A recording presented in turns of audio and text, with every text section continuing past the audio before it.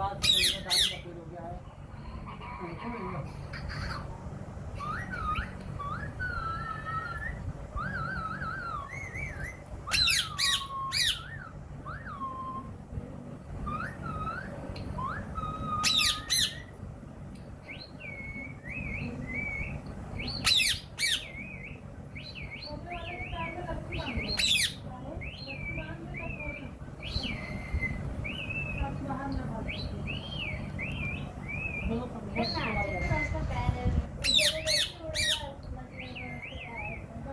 ये ना बहन काहे नहीं लेता है।